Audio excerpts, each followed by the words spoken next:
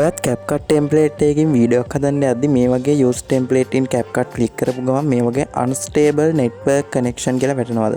ඉතින් මම තව template එකකින් පෙන්නන්න. ඔයාලට දැන් පේනවා ඇති මේකෙත් ඒ විදිහටම වෙනවා.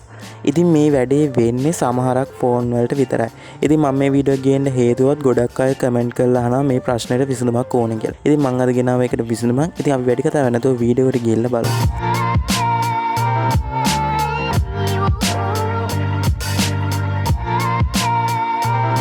ඉතින් මේ වැඩේ කරන්න ඇප් එකක් ගන්න ඕනේ. ඉතින් ඔයාගේ Play Store එකට යන්න. Play Store එකට ගිහලා මෙතනින් search කරන්න Turbo VPN Lite කියලා. ඉතින් එහෙම search කරාම ඔයාලට පෙන්නනවා මේකේ දෙවෙනියට තියෙනවා මේ ඇප් එක. ඔයා ඒක එකපාරක් click කරන්න. ඉතින් දැන් ඔයාලට තියෙන්නේ මේක install කරගන්න. ඔයා මේ install කියන එක දීලා ඔයා මේ ඇප් එක ඔයාගේ phone එකට install කරගන්න. ඔයා install කරගෙන ඉවරලා ඔයා මේ open කියන එක click කරන්න. ඉතින් දැන් open click කරාම ඔයා මේ වගේ app එකට යන්නේ. ඔයා දැන් මේ agree and continue කියන එක click කරන්න. ඊට පස්සේ මේ විදිහට load වෙයි ටික වෙලාවක් යනකම් උඩ කතට click කරලා ඔයා මේක close කරලා දාන්න. හරි ඉතින් දැන් ඔයාලට කරන්න තියෙන්නේ ඔයාලට පේනවා ඇති මෙතන carrot අලයක වගේ icon එකක් තියෙනවා. ඔයා ඒක එකපාරක් click කරන්න. ඔයා දැන් මේ okay කියන එක click කරන්න. ඔයා දැන් මේ VPN එක connect වෙනකම් පොඩ්ඩක් ඉන්න. හරි ඉතින් දැන් VPN එක connect වෙලා තියෙන්නේ. ඔයාලට දැන් කරන්න තියෙන්නේ දැන් ඔයා open කරන් ඉන්න app එක ඔයා උතනින් back වෙන්න.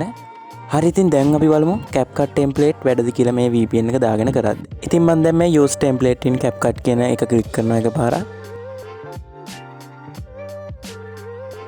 ඔන්න දැන් මම load වෙලා template එකට වැටුණා.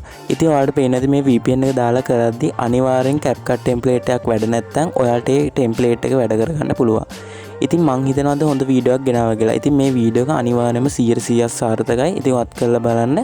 ඉතින් තව දෙයක් කියන්න ඕනේ. ඔයා මේ ඕපන් කරන් ඉන්න ඇප් එක ක්ලෝස් කරාට VPN එක ක්ලෝස් වෙන්නේ නැහැ. ඔයාලට පේන ඇති notification bar එකේ වැඩ.